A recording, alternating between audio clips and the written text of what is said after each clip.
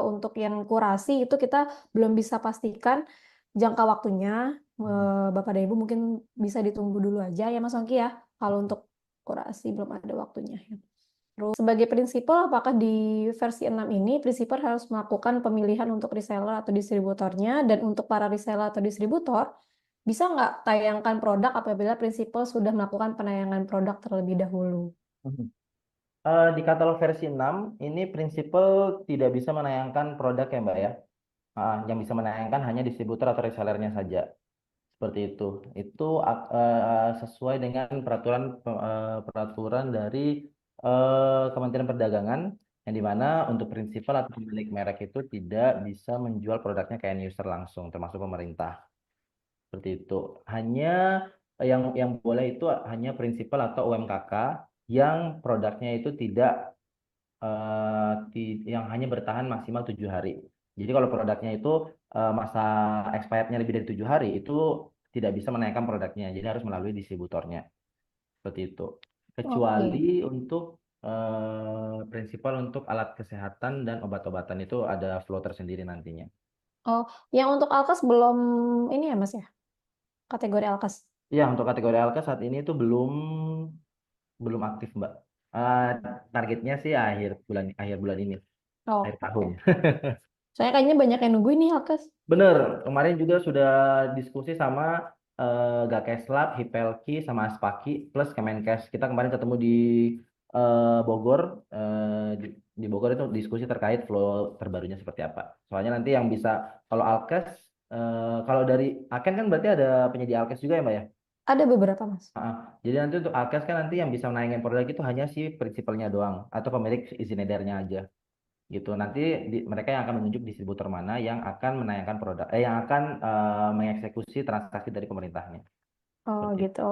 Oke, oke. Kebetulan peserta yang kali ini banyak yang dari luar Aken nih. Mhm.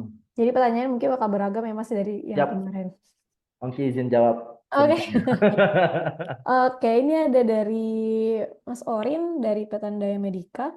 Ketika kami masukkan NIB untuk menambahkan manajemen akses, akan tapi ada warning NIB dimasukin telah aktif dan terintegrasi sebagai admin penyedia. Untuk penambahan manajemen akses karyawan itu bagaimana caranya? Tadi kayaknya Mas Ongki udah jelasin ya?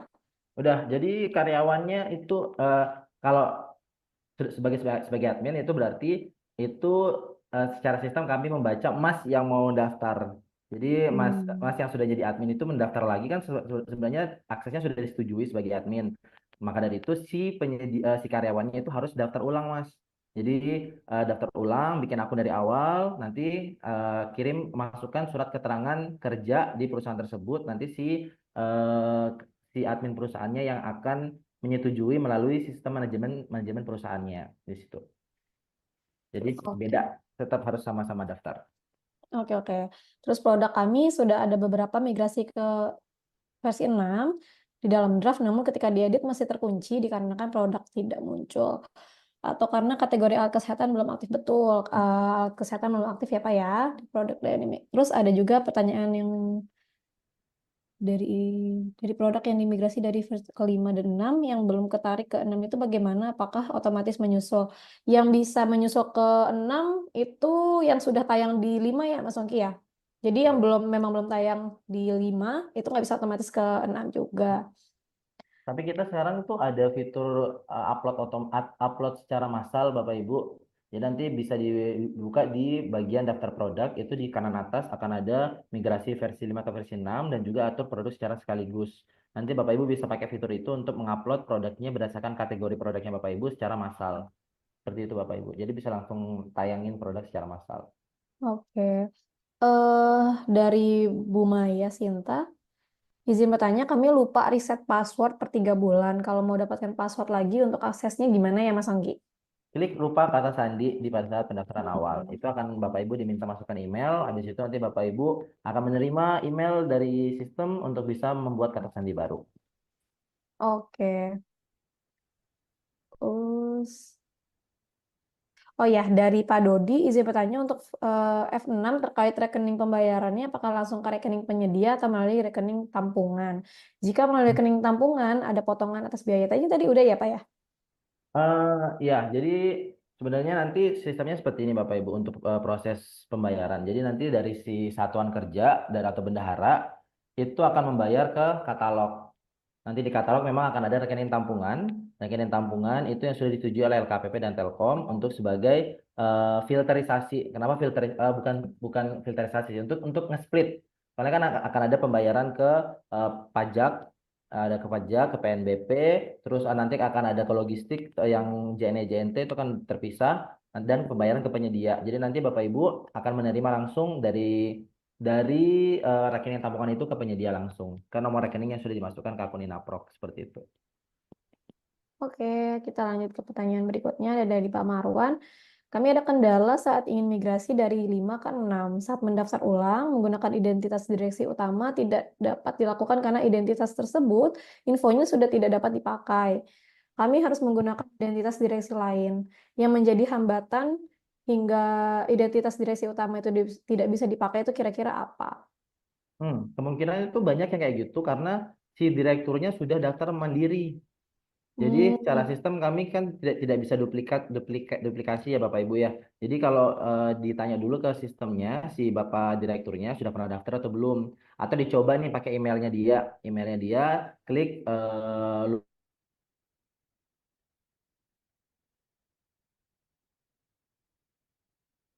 lupa kata sandi ataupun apa pakai identitas lain, berarti kan identitas yang dia punya itu sudah pernah digunakan sebelumnya. oke. Ada perbedaan fungsi akun karyawan dan akun admin. Apakah akun karyawan bisa upload SKU di e-katalog versi 6, Mas Ongki? Bisa, bisa. Bisa. Yang nggak bisa itu karyawan hanya mengatur siapa yang bisa mengakses akun perusahaan, yang karena fitur yang ada di akun admin itu ada yang tidak ada di anggota perusahaan, yakni manajemen anggota perusahaan dan pembuatan nomor rekening. Jadi ini dua hal yang memang tidak bisa dilakukan oleh si karyawan seperti itu. Oke. Dari Bu Lita, eh saya akan melakukan pendaftaran atas nama saya, tapi saat ini saya bekerja di PT Digital Infra Teknologi yang juga merupakan holding dari PT Neurox. Apakah saya bisa mendaftar e-katalog untuk dua perusahaan tersebut? Ibu mau menjadi anggota perusahaan di dua perusahaan, bisa. Jadi nanti sama halnya seperti admin perusahaan, nanti Bapak Ibu bisa memiliki akses ke dua perusahaan. Asal disetujui kalau si admin perusahaan kan NIB-nya terdaftar di dua perusahaan. Kalau anggota perusahaan akunnya dia disetujui oleh dua direktur perusahaan berarti. Oke, berarti memungkinkan ya Mas Anggi ya? Ya, Mm-mm. Oke, dari Ibu Ratu, Global Digital Form, izin bertanya, perusahaan kami sudah coba mendaftarkan produk di e-katalog versi 6. Kami terkendala oleh salah satu persyaratan, yakni perlu memasukkan sertifikat. Oh ya, karena perangkat telekomunikasi berupa alat-alat yang kami jual berupa 3D scanner dan bukan merupakan perangkat telekomunikasi hingga tidak ada sertifikasi ponsel ya. Ini kasusnya kayaknya sama nih Mas Wongki. ini harus dicek dulu ke sini kalau banyak banyak memang penyedia yang nganggap kalau tidak ada sertifikat telekomunikasinya, tapi ternyata setelah dicek oleh tim kurator itu ada, dan itu kalau sudah ada sertifikat telekomunikasinya di Kominfo itu wajib dimasukkan Bapak Ibu gitu. Jadi kita bisa cek dulu di sini Bapak Ibu. Bentar Ongkis sembari kirim ke kolom chat ya untuk linknya. Nah, itu nanti bisa bisa dicek di sini nih dicari dari nama produknya atau nama PT-nya. Yang perlu Bapak Ibu masukkan ini aja nih nomor penetapannya nih Bapak Ibu.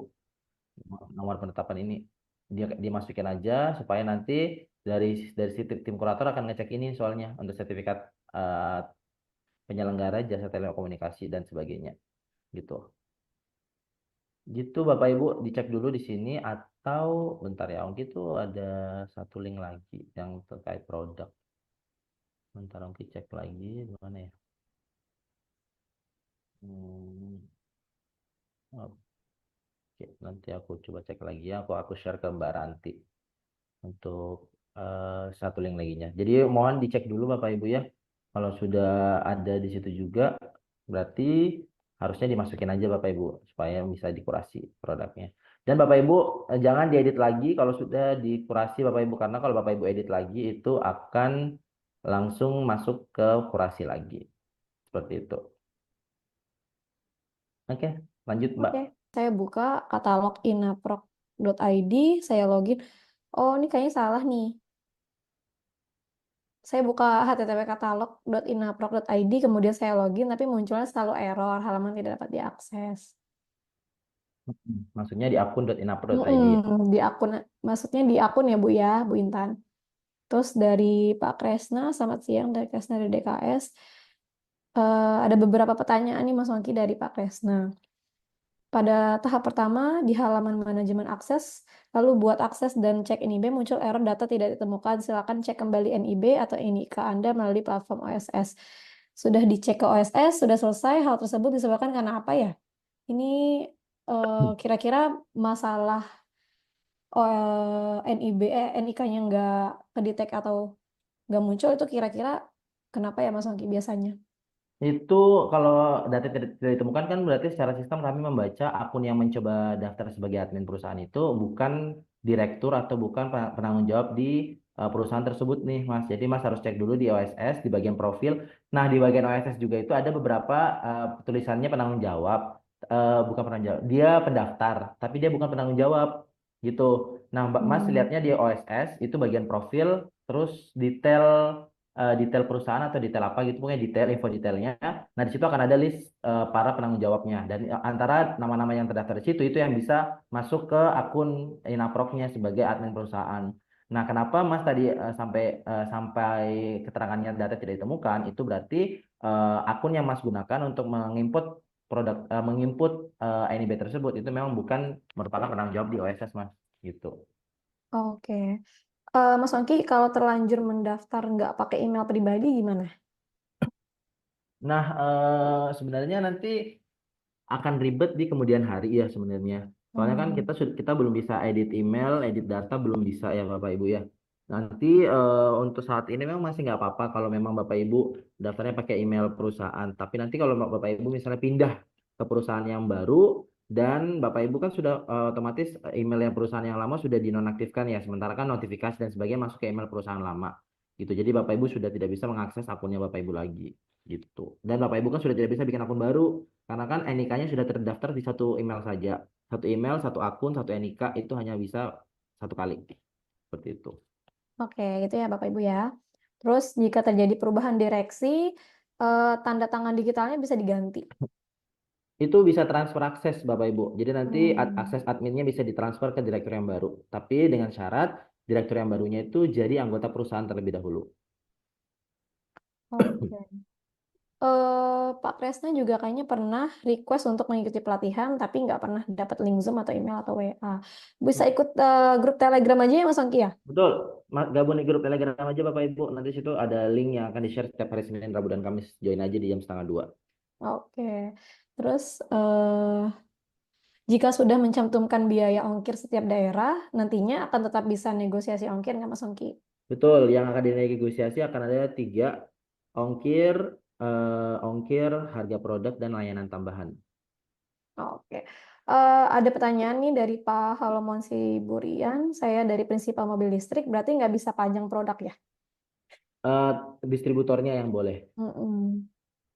Kalau Bapak Ibu punya kabel industri itu pasti nggak bisa tayangan produk. Kalau kabelnya Bapak Ibu industri. Oke. Terus dari Pak Heri Nugroho, pada bagian informasi instansi atau perusahaan, status perusahaan masih menunggu verifikasi. Estimasi verifikasinya berapa lama ya? Karena sampai ini belum terverifikasi. Kira-kira Hmm. berapa lama Mas Ongki? Oke, untuk itu sebenarnya kan normalnya itu 3 kali 24 jam Bapak Ibu ya. Nanti Bapak Ibu silahkan melapor ke pusat bantuan jika lewat dari 3 kali 24 jam itu memang belum berhasil verifikasinya. Supaya bisa dicek kenapa belum berhasil verifikasinya Bapak Ibu. Oke. Gitu. Atau kalau kalau sudah lapor ke grup ke pusat bantuan, sudah dapat nomor tiketnya, namun sudah 3 kali 24 jam belum belum ada perbaikan di akunnya, monggo nanti di grup Telegram itu kami biasa share form, nanti Bapak Ibu masukkan aja nomor tiketnya, nanti kita akan coba follow up ke tim terkaitnya. Oke. Nanti tadi link Telegramnya udah di-share belum ya? Udah di-share sama Udah ya? admin Mbak Oke, Mbak Ilma oke. tadi. Oke, oke. Kita lanjut ke Mas Ongki, kalau misalnya ada pemberitahuan tidak dapat mengakses halaman, Itu biasanya tuh gara-gara apa sih Itu lakukan salah salah masuk tuh Bu, anu Mbak. iya tuh.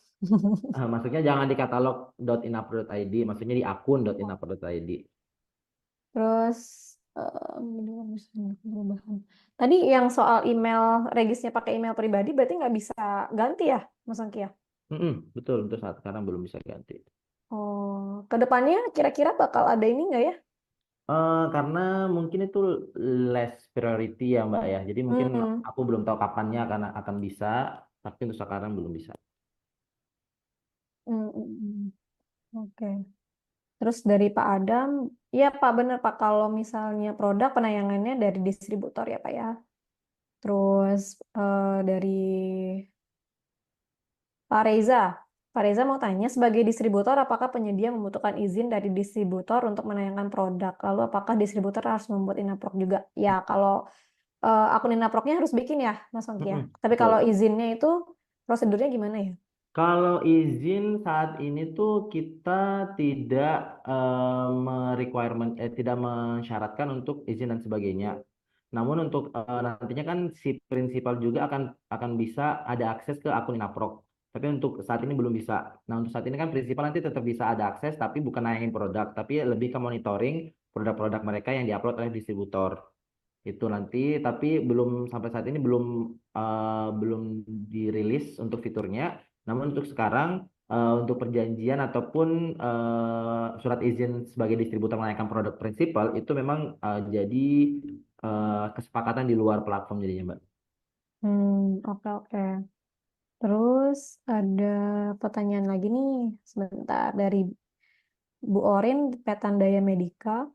Izin bertanya, akun manajemen akses karyawan sepertinya harus buat akun lagi dari awal seperti step-step yang dijelaskan. Nah, tapi untuk mengupload surat tugas atau surat keterangan karyawan itu di mananya ya Mas Ongki? Karena saat masukkan NIB saja sudah ada warning, tidak ada keluar seperti penjelasan tadi. Mungkin bisa di simulasiin Mas Ongki kalau upload surat Oke. tugas dan surat keterangannya. Itu sebenarnya sama aja ya Bapak Ibu ya. Kayak yang tadi bentar ya. Bentar.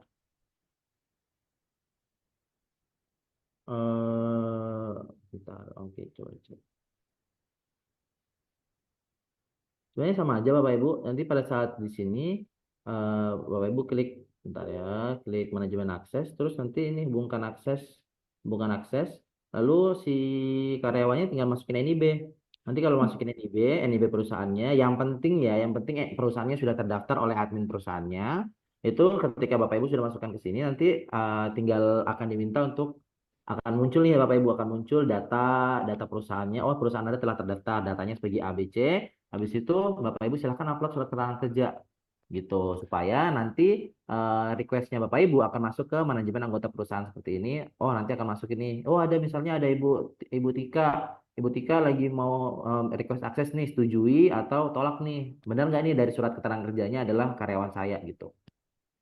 Gitu kan Bapak Ibu sesimpel itu. Oh ya, oke. Mas Ongki kan untuk kurasi sejak awal kita udah kasih tahu ya kalau kurasi memang belum ada waktunya eh, berapa lama.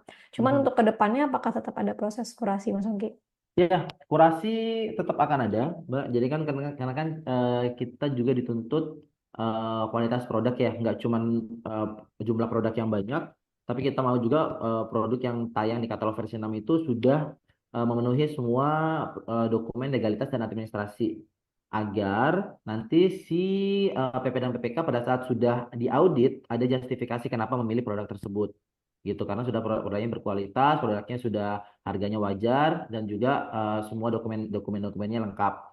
Itu menjadi justifikasi dari PP dan PPK juga. Apalagi kan ini kalau kurasi-kurasi yang opsional itu kan request langsung dari kementerian-kementerian terkait nih Mbak, kayak misalnya Kominfo, KLHK, Kemenkes dan sebagainya itu harus mereka sendiri yang request. Jadi kan mereka yang akan belanja, mereka yang request produknya seperti apa, harusnya sertifikasinya seperti apa. Dan juga di sini juga mungkin mau minta maaf nih untuk Bapak Ibu yang menunggu lumayan lama untuk proses kurasinya. Kita sedang berusaha untuk meningkatkan jumlah kurasi produknya secepat mungkin Bapak Ibu. Kita sudah ada inisiasi-inisiasi untuk melakukan kurasi secara bulky dan juga Kita sedang negosiasi dengan kementerian-kementerian terkait supaya nanti kan untuk proses kurasinya bisa juga dibantu oleh kurator-kurator yang ada di kementerian.